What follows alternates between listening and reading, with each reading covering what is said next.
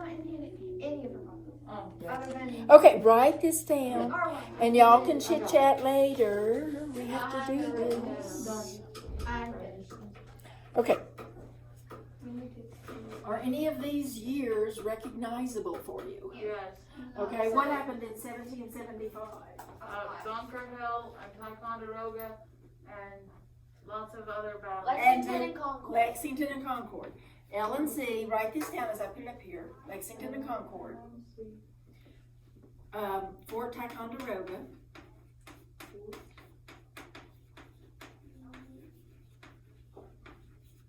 And Bunker Hill. And also, what type of government was meeting? What was it known as, technically? Continental Congress. The Continental Congress, yeah.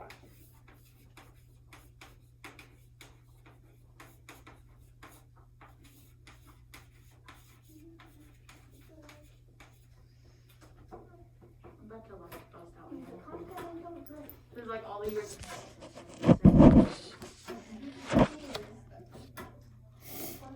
Okay, so I am going somewhere with this, okay, so hang in there with me. Okay, so this was the beginning of the American Revolution, and in 1776 we declared independence. Kind of abbreviating here, but that Declaration Independence, Declaration of Independence.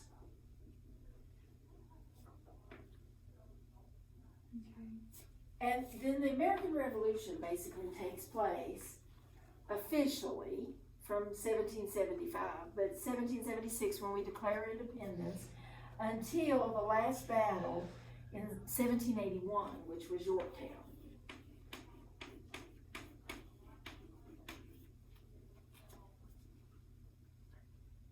And officially over in 1783 with the Treaty of Paris.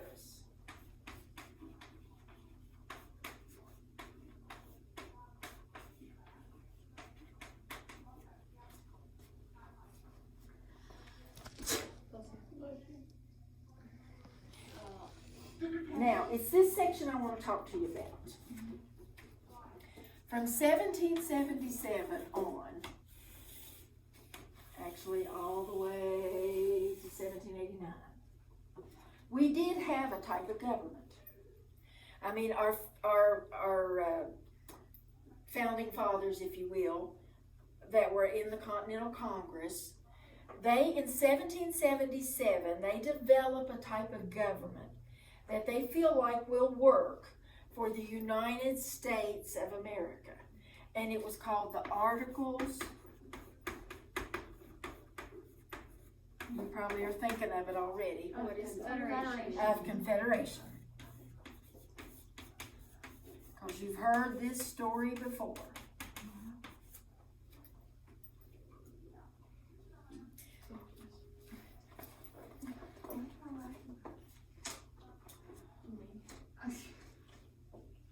You said from 1777 to 1789. Yeah, it is going to be to 1789. But this is what I want to talk to you about today, is what are the Articles? And why do we not have them now? I mean, they're gone. And there's a reason why they're gone, and it's an important reason. But Articles of Confederation, okay, the Articles, what in the world are Articles? It's like chapters. The Constitution that we have today, it's made up of Articles too. I mean, technically you could say the Articles of the Constitution. I mean, we have in our Constitution, there's 7 articles. But this is like their handbook, if you will. Take like your school handbook that lists the rules and the wherefores and how you're supposed to dress and what you're supposed to do and when you're supposed to be here and what happens when you're absent, yada, yada, yada. It lays out all the rules for how school's supposed to go. Well, that's technically what the Articles of Confederation was supposed to do. But it was very, very weak. The government was very weak. Matter of fact, it was very limited. It was even referred to as a firm, and I want you to write this down, a firm league, you're writing this down, firm league of friendship.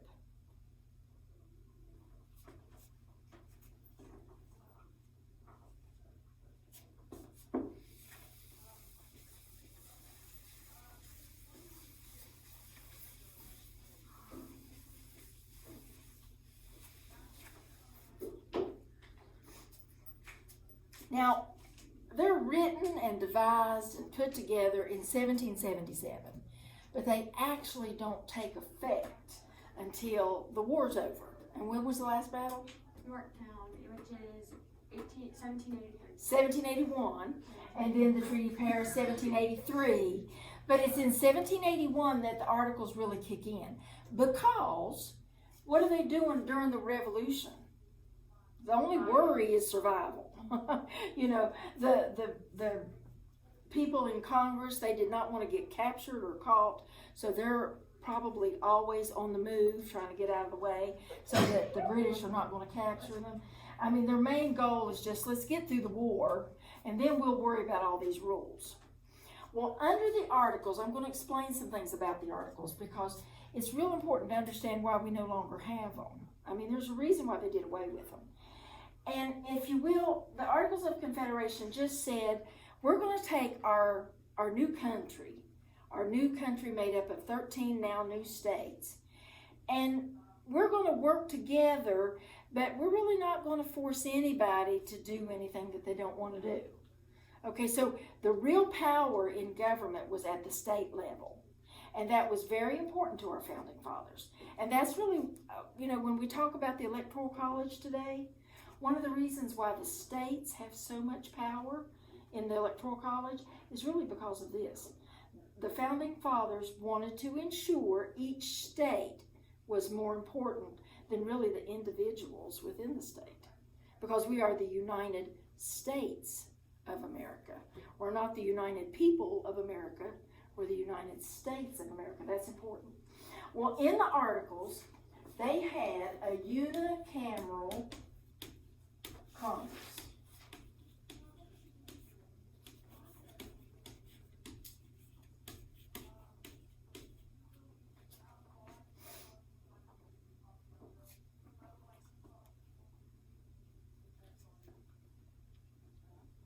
Unicameral means one house, one house legislature.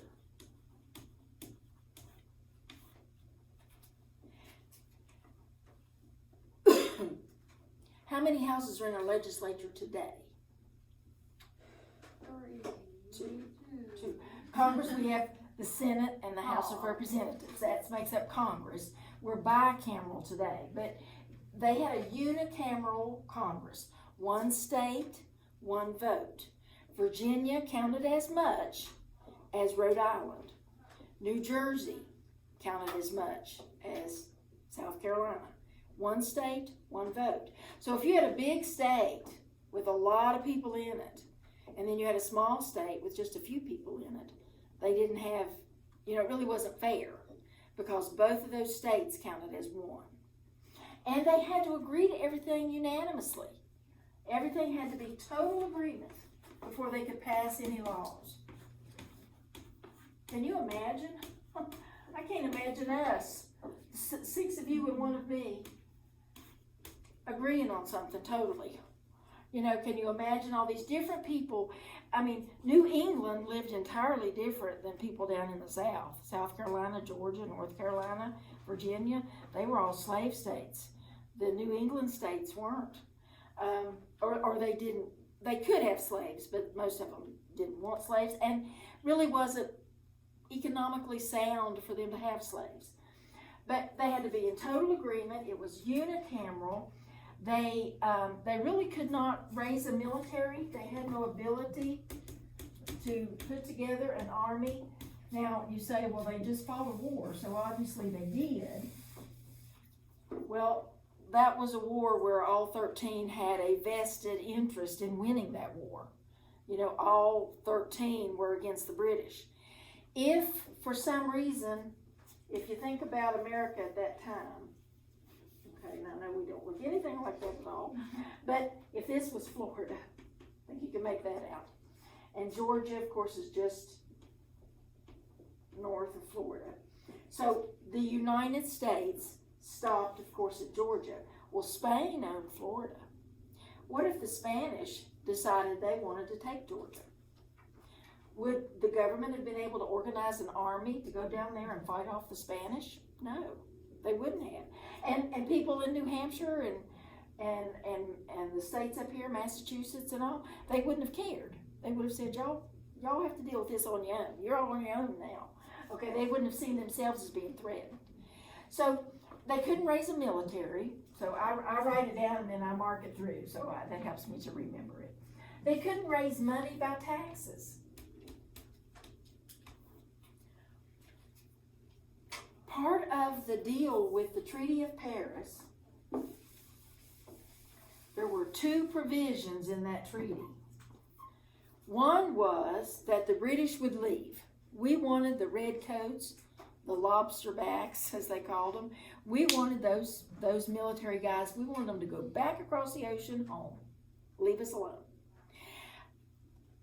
They probably wanted to go too, but they didn't go. A lot of them stayed here. What's funny? Just me got chalk all over my face. Okay, whatever. Anyway, so they wanted them to go home, but they also, as part of the agreement of that treaty, was we agreed that we would pay them some money. Remember, that was really the reason for the American Revolution initially, was because Britain wanted us to pay for the war of the French and Indian War. So they wanted us to pay them a good bit of money, and we agreed to do that in the Treaty of Paris. But guess what? We couldn't. The only way that they could raise money to pay off England was if they got donations from all the states. And, you know, they're not going to pass the plate like you do at church to get everybody to donate money. They couldn't make anybody pay taxes. They also, there was no president. There was no chief of... What are you doing? What's the plate? It was all Disney Channel shows. Oh, we're watching Disney, are we? Okay. So there was no chief executive. The government was solely vested in one House legislature. That was it. There was no president. There was no federal judiciary. What does that mean? No No. law. No Supreme Court. Yeah. And no lesser courts that were federally controlled. Okay? They had state courts, Okay. but they had no federal courts. Yeah. Remember, there's a difference. The federal government is the government that holds the whole country together. West Virginia, Georgia, Texas, you know. That's the federal government. The state governments had courts, okay? So everything had to agree. They only counted one state, one vote. They couldn't raise a military. They couldn't tax people. They had no president. They had no federal judiciary.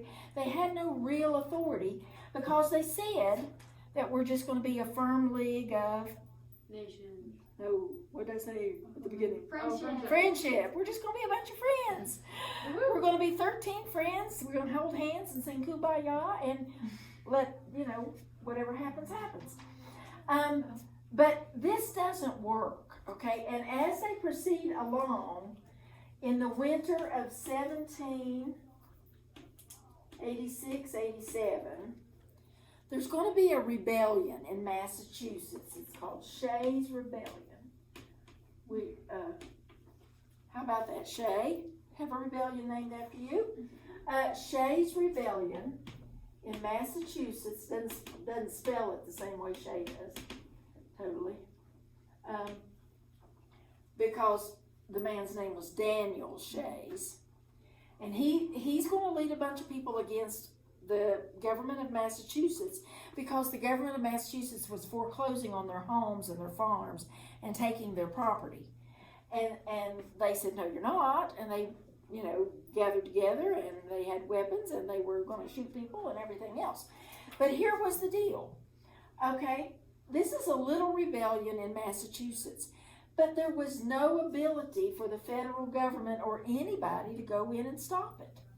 And that's when they really started to think, wow, you know, what are we going to do? This won't work. Because what if we really need a military? Because there was another thing, and I left this out, and I want to go back. They couldn't regulate trade regulations. So if one state was taking advantage of another state, or if if Britain or France or wherever was taking advantage of states in the United States, there was nothing Congress could do. So, I mean, they could not regulate trade. And that was really important because states would cheat one another. Okay, people are people. And other countries would cheat us. And so there was no place to turn for a redress of your grievances, so to speak. So when Shays' Rebellion happens, though, that is going to cause them to decide that they need to get together and fix the Articles. So they agree in 1787 that they're going to meet at what they call, well, actually they don't call it that right off the bat. Okay, but they're going to meet in Philadelphia.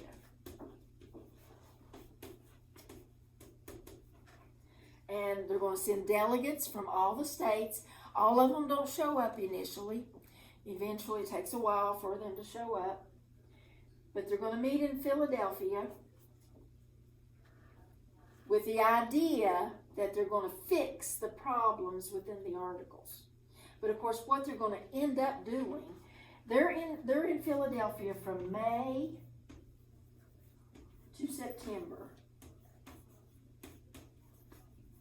Now, they go home for periods of time, but for the most part, they're there. And on September 17th, 1787, that's when they finally agree to the Constitution. It takes a long time.